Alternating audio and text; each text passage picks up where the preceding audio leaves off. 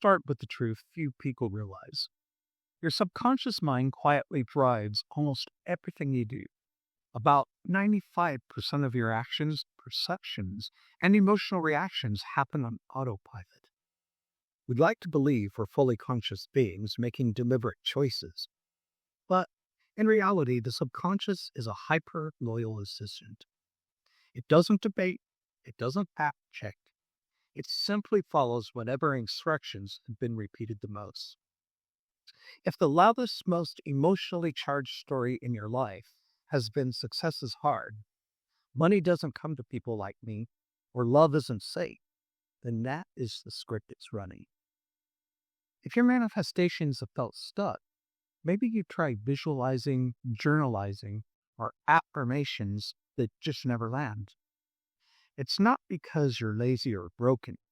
It's because your subconscious is following an outdated operating manual. Its number one job is not happiness, it's safety and familiarity. Anything unfamiliar can feel threatening, even when you consciously desire it. So it keeps you within known boundaries, the same income, the same love patterns, the same level of visibility. Our work as conscious creators is not to push harder in the outer world to rewrite the inner instructions. When the subconscious gets new, believable code, everything else, ideas, actions, and opportunities begin to shift naturally. Understanding that power is step one to real change. The fastest way to discover what your subconscious really believes is deceptively simple. Complete this sentence. I want blank, but blank. The tiny word but is like an X-ray machine for hidden programming. People often say things like, I want financial freedom, but people like me never made that much. I want to publish a book, but no agent would ever sign me. I want to thrive on YouTube, but I'm terrified of being seen.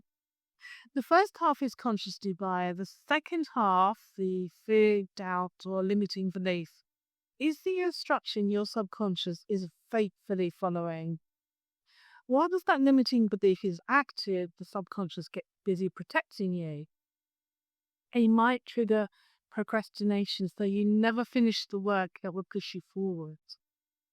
Nudge you towards safe choices that keep you small and unnoticed. Make you undervalue your work or impulsively spend new income so you return to familiar levels. Now, it isn't punishing you, it's trying to help you survive by keeping life predictable.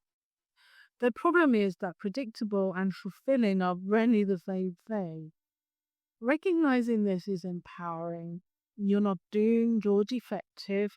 You're simply running code you didn't consciously choose. Once you can see the story, you can change it. And the first step to rewriting any story is making the new one believable to the subconscious, rather than forcing it to accept what feels as fake. So true. A huge reason people feel blocked is how they use affirmations. Maybe you tried standing in front of a mirror and declaring, I'm a millionaire, I'm unstoppable, I'm radiant. But the deep down thought, sure, right. Think of it like a strict nightclub bouncer. If the statement feels wildly off, it gets found out. To get past that bouncer, you need language that is and meets safe and possible. Swap I'm a millionaire for it's normal for me to earn more each month. It's safe to succeed doing what I love. It's easy for opportunities to come my way. These don't trigger the brain's threat alarms. They normalize your dream. Normalizing is powerful because most of us secretly put goals on a pedestal. We imagine money or visibility will make life unrecognizable. Friends might drift. Identity could change. Routines could feel unsafe. The subconscious interprets that as danger and stops progress cold.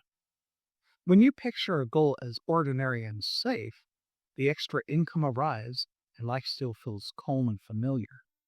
Love comes and you remain yourself. The subconscious finally begins to relax. This is why taking a desire off its pedestal is crucial. You're signaling this isn't dangerous, it's just the next logical step. Without this step, no amount of visualizing or scripting will override the inner alarm system. With it, the system begins to work for you instead of against you. Reprogramming the subconscious isn't about one intense journaling session or a weekend of vision boarding. It's about slow, steady immersion. Imagine your new belief system like a marinade. The longer your mind soaks in it, the deeper the flavor. You don't need hours every day, you need consistent, low pressure exposure. Here's how that looks like in practice. Record your new statements in your own voice and listen while you cook, commute, or walk. Change your phone wallpaper to a phrase that reinforces your new identity. Keep a journal where you write from the perspective of the person who already lives in this reality. Visualize believable everyday scenes.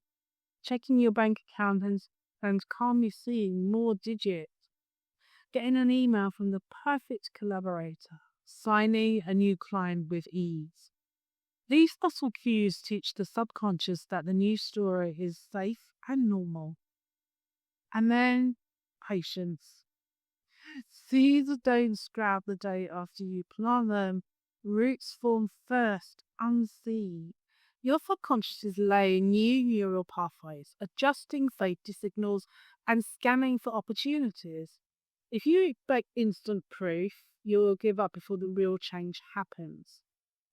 During the lag time, watch for small signs. An idea that feels exciting instead of scary. A tiny unexpected opportunity. A moment where an old trigger no longer rattles you. Stay curious, not desperate. Curiosity keeps doors open, desperation slams them shut. Detach the timelines and let the subconscious adjust at its own pace. It always catches up if you stay with the process long enough. When your subconscious starts accepting a new story, something shifts. Actions become natural. The things you once dreaded doing, launching a product, pitching a client, sharing your work publicly, they stop feeling like cliffs to jump on and start feeling like obvious next steps. Ideas arrive with less effort. Fear loses its hold, so you're no longer fighting yourself. This is the sweet spot of manifestation. You're not sitting back waiting for miracles, but you're also not hustling out of panic. Action flows because the inner resistance is gone. The work feels purposeful instead of punishing. And while we're on the topic of effort, remember that this process should feel alive and not heavy. If rewiring your mind feels like detention, you'll eventually rebel against it. So make it playful. Record your affirmations like a dramatic documentary about your future life. Write casual emails from your future you describing an ordinary, amazing day. Cook dinner or pay bills as though wealth and love are already yours. Playful energy bypasses fear because the brain relaxes when it's amused. Lightheartedness doesn't make the work less effective and makes it more sustainable.